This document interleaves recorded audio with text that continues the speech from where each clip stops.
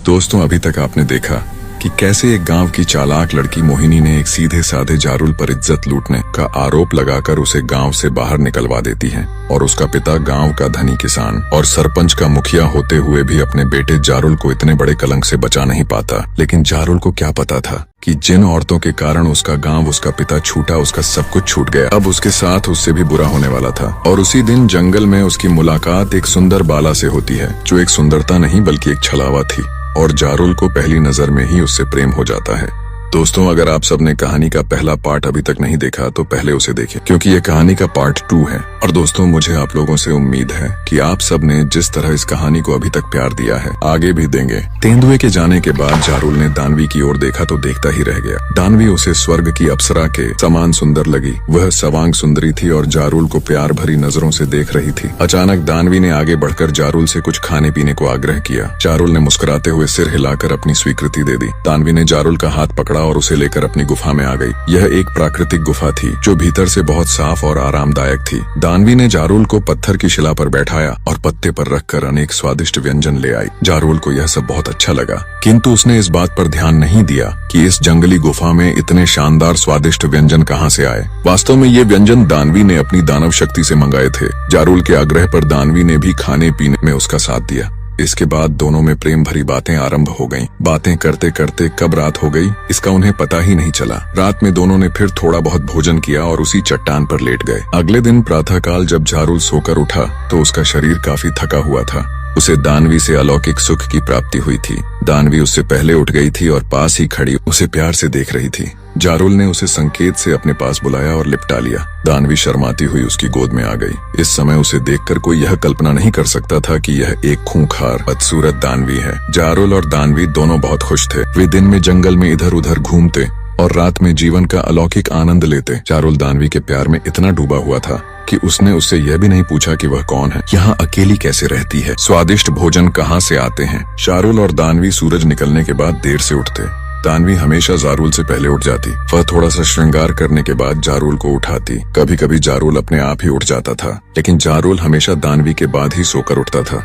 इसके बाद दोनों थोड़ा बहुत खाते पीते और खुले जंगल में आ जाते। इस जंगल में बहुत सी प्राकृतिक गुफाएं, पर्वत, झरने और तरह तरह के पशु पक्षी तथा फल वाले वृक्ष थे। दोनों जंगल की सैर करते, किसी झरने अथवा नदी में नहाते, वृक्षों के फल खाते और रात का अंधेरा होने से पहले अपनी गुफा में लौट आते। इसके बाद दोनों गुफा के भीतर की चट्टान पर तरह तरह की प्रणय लीलाएं करते और सो जाते। धीरे धीरे कई महीने बीत गए। जारुल और दानवी बहुत खुश थे। जारुल ने तो कभी कल्पना भी नहीं की थी कि गांव छोड़ने के बाद उसकी भेंट इतनी सुंदर युवती से होगी और उससे उसे इतना प्यार मिलेगा। जारुल का मन इस सुनसान जंगल में पूरी तरह लग गया था। अब वह यहाँ से कहीं अन्यत्र जाना नहीं चाहता था। अचानक एक दिन अर्धरात्रि के समय दानव प्रकट हुआ और गुफा के द्वार पर खड़ा होकर दहाड़ा। जारुल और दानवी दोनों सो रहे थे। दानव की आवाज से जारुल की नींद तो नहीं टूटी, लेकिन दानवी घबरा कर उठ बैठी। उसने दानव की आवाज पहचान ली। खतरा सिर पर था। दानव कभी भी गुफा के भीतर आ सकता था। ऐसी स्थिति में जारुल की मौत निश्चित थी। दानवी अपने दानव को अच्छी तरह जानती थी। वह किसी भी कीमत पर मानव को जिंदा नहीं छोड़ता था, और फिर अपनी दानवी के साथ जीवन का सुख लूटने वाले को तो जीवित छोड़ने का प्रश्न ही नहीं उठता था। दानवी ने पल भर में ही सब कुछ तय कर लिया। उसने अपनी दानवी शक्ति से पुनः विशाल शरीर धारण किया और सोते हुए जारुल को अचेत करके गुफा के भीतर एक सुरक्षित स्थान पर छिपाया और गुफा के द्वार पर आ गई। दानव लंबे समय बाद लौटा था, अतः दानवी ने उसे देखते ही अपने सीने से लगा लिया और गुफा के भीतर ले आई। दानवी पूरी तरह सामान्य लग रही थी, अतः दानव ने उस पर किसी प्रकार का शक नहीं किया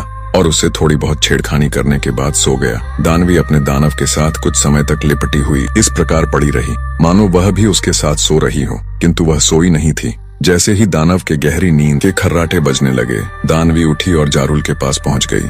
उसने जारुल को एक छोटे बच्चे के समान अपने कंधे पर लादा और गुफा के बाहर आ गई। दानवी को जंगल की सभी गुफाओं की जानकारी थी। उसने अपनी गुफा से काफी दूरी की एक गुफा में ले जाकर जारुल को लिटाया और दानव के पास वापस आ गई। दानवी ने चलते समय नई गुफा के द्वार पर एक बड़ा पत्थर रख दिया था, जिससे जारुल जंगली हिंसक जीवों से बचा रहे। दानव 3 दिन और 3 रात सोता रहा।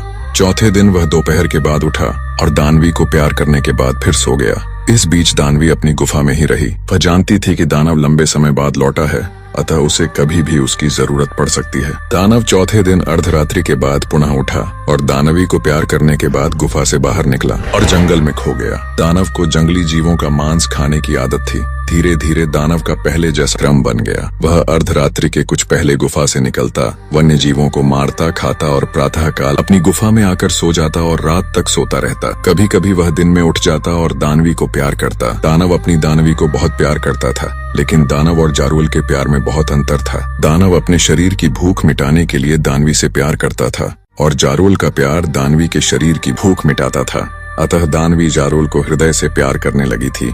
उसकी दिनचर्या अब बदल गई थी। वह अर्धरात्रि में दानव के जाने के बाद अपनी गुफा से निकलती और जारुल के पास पहुंच जाती। यहाँ आकर वह 16 वर्ष की सुंदरी बन जाती और रात भर जारुल से प्यार करती और प्रातःकाल होते ही जारुल को अचेत करके दानव के लौटने के पहले ही अपनी गुफा में आ जाती। धीरे धीरे कई दिन हो गए। सब कुछ बिना किसी बाधा के ठीक ठाक चल रहा था। एक दिन दानव को रात में भोजन की तलाश में अधिक भटके बिना बड़ा शिकार मिल गया। उसने भरपेट खाया और प्रातःकाल होने से पहले ही अपनी गुफा में वापस आ गया। दानवी जारुल के पास थी, अतः दानव को गुफा में दानवी नहीं मिली। दानव गुफा के बाहर निकला और उसने अपनी दानवी को बहुत ढूंढा, लेकिन वह नहीं मिली। दानव गुफा में पुनः वापस आ गया और लेट गया। प्रातः काल होते ही दानवी वापस आ गई। उसने गुफा में दानव को पड़े देखा तो कुछ भयभीत हुई, लेकिन शीघ्र ही उसने अपने पर नियंत्रण किया। दानव ने जब दानवी की ओर देखा, दानवी उससे नजरें चुरा रही थी। इससे दानव को कुछ शक हुआ, लेकिन उसने कुछ कहा नहीं और आंखें बंद करके फिर से लेट गया। दानवी भी उसके पास आकर लेट गई और अर्धरात्रि तक उसके पास पड़ी रही। अर्धरात्रि होते ही हमेशा की तरह दानव उठा और गुफा के बाहर निकल गया, किंतु वह अधिक दूर नहीं गया, बल्कि गुफा से कुछ दूर जाकर एक मोटे वृक्ष के पीछे छिपकर खड़ा हो गया। दानवी को इसकी जानकारी नहीं थी। उसने दानव के जाने के बाद 16 वर्ष की सुंदर कन्या का रूप धारण किया और जारुल की गुफा की ओर चल पड़ी। दानव ने दानवी का यह नया रूप देखा तो उसका शक यकीन में बदलते देर न लगी। उसने दानवी से कुछ नहीं कहा और उसके पीछे पीछे वह भी चल पड़ा। दानवी सीधी जारुल की गुफा में पहुंची और उसने जारुल को उठाया। आज उसका इरादा जारुल को सब कुछ साफ साफ बता देने का था। आज वह जारुल को यह बताने आई थी कि वह एक दानवी है, कोई इंसान नहीं। वह उसके प्यार के काबिल नहीं है, अतः वह जंगल छोड़कर कहीं दूर चला जाए, क्योंकि उसका दानव पति बाहर से लौट आया है। दानव बहुत खतरनाक है, वह उसे मेरे साथ देखेगा तो वह उसे मार कर खा जाएगा। अतः यही सारी इच्छा लेकर दानवी जारुल के पास आई थी, लेकिन शायद वक्त को कुछ और ही मंजूर था। जारुल ने उठते ही दानवी को अपने सीने से लगा लिया। उसे ऐसा लग रहा था जैसे वह सदियों बाद सोकर उठा है और कितने जन्मों से वह दानवी के प्यार के लिए भूखा था। वह राक्षसी से यह तो जानना चाहता था कि वह हर रोज उसको गहरी नींद में सुलाकर खुद कहाँ चली जाती है, पर मन था कि वह उसे प्यार करने लगा। दानवी के मन में भी यही सब सवाल जवाब थे कि वह जब जारुल को यह सब बताएगी तो क्या तब भी जारुल उसको इतना प्यार करेगा या उसे छोड़ देगा। लेकिन वह तो जारुल से सच्चा प्रेम करने लगी थी, अतः उसे अपने से ज्यादा अब उसकी जान की चिंता सताने लगी थी। दानवी ने यही सब सोचते हुए जारुल को अपने से अलग करने का प्रयास किया, किंतु जारुल उसे इस तरह जकड़े हुए था कि दानवी अपने को उससे छुड़ा न सकी और दोनों एक दूसरे के गले लगकर प्यार करते रहे। लेकिन गुफा के पास खड़ा दानव यह सब देख रहा था। उसे तो यह लग रहा था कि राक्षसी ने उसके साथ धोखा किया है, अतः वह इसी समय उन दोनों को मार देना चाहता था। लेकिन राक्षस भी अपनी राक्षसी पत्नी को बहुत प्यार करता था और वह चाहकर भी दानवी को नहीं मार सकता था। उसके क्रोध से उसकी आंखें लाल हो गईं और वह दहाड़ते हुए उसी समय वहां प्रकट हुआ और उन दोनों की ओर बढ़ा। दानव का उग्र और भयानक रूप देखकर दानवी और जारुल दोनों के होश उड़ गए।